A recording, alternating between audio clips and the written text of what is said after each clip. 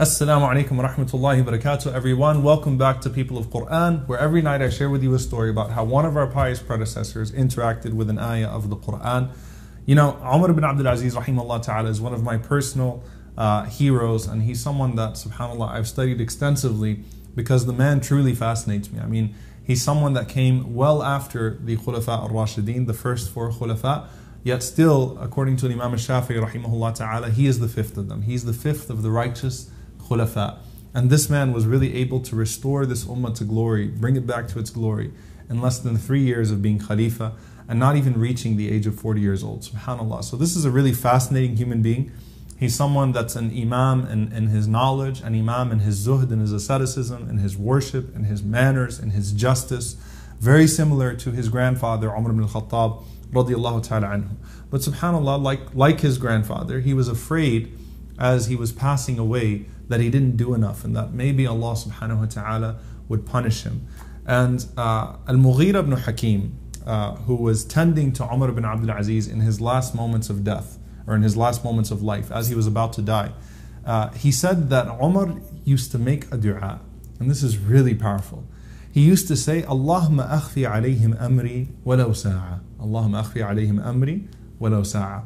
Oh Allah, conceal my true nature from them, even if it's for an hour. What he means by that is, Umar says, you know, people speak so glowingly about me.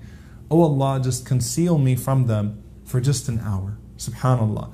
And Al-Mughira would hear him make this dua, and he didn't really understand it until Umar was really reaching his last moments in life. Now Umar surrounded himself with his family, his wife, his children. He surrounded himself with the orphans of the ummah and the poor of the ummah. And you know, it's very touching how he was bidding farewell to his wife and to his children and to the poor of the ummah that he was taking care of. And he says to his wife, for the last time, he embraces his wife, Fatima bint Abdul Malik, and after he hugs her and he kisses her, he says to her to be patient. He says, إِنَّمَا يُوَفَّى الصَّابِرُونَ أَجْرَهُمْ بِغَيْرِ حِسَابٍ. He says that Allah subhanahu wa ta'ala says in Surah Az-Zumar verse 10 that verily Allah subhanahu wa ta'ala will compensate the patient. He will give them everything that He promised them with no limit, without being stingy with them at all. Allah subhanahu wa ta'ala will reward those who are patient in ways that they could have never imagined. Now that's not the ayah that we're talking about today, subhanAllah. That's later on in the Quran, in fact. But this is the last words he shares with her is a verse of Quran. And then he, you know, bids farewell to his children, and he asks to be left alone. And this is really powerful because this was the dua that he used to make, that, oh Allah, conceal my true nature from them for just an hour, for just a moment. And so Al-Mughira says that we all left the room and we sort of were looking through the crack of the door, and suddenly Umar ibn Abdul Aziz, his face lit up and he had this huge smile on his face, and we closed the door and we could hear him say, "Marhaban bihadihi al-wujuh allati laysat biwujuhi insun wala jan." Welcome to these beautiful faces that don't belong to human beings or jinn. Welcome to these beautiful faces. He was greeting the angels.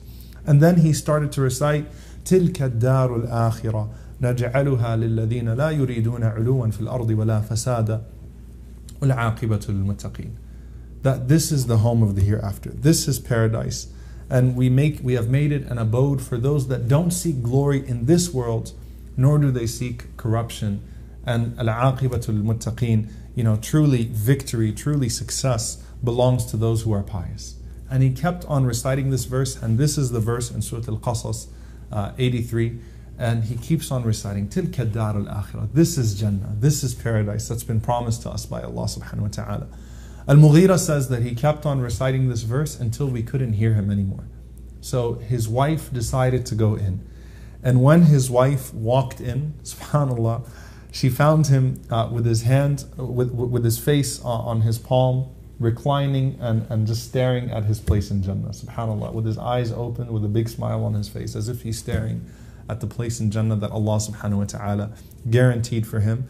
And you know, this is the idea here, that Allah has promised Jannah for those that didn't seek status in this world. Rather, they seek status in the hereafter. We live for the fame and for the reward of the hereafter, not for the fame and the reward of this world, because what this world has to offer us cannot satisfy what Allah subhanahu wa ta'ala has put inside of us, and that is the desire for His pleasure and for His paradise. And this is the way that a truly great man or a truly great believer leaves this world. And we ask Allah subhanahu wa ta'ala as well to make us those people that seek that glory in the hereafter, and to make us those people that have a beautiful ending to their lives, that see angels of mercy coming to them to comfort them at the end of their lives, rather than, instead of angels of punishment. We ask Allah to forgive us for our shortcomings.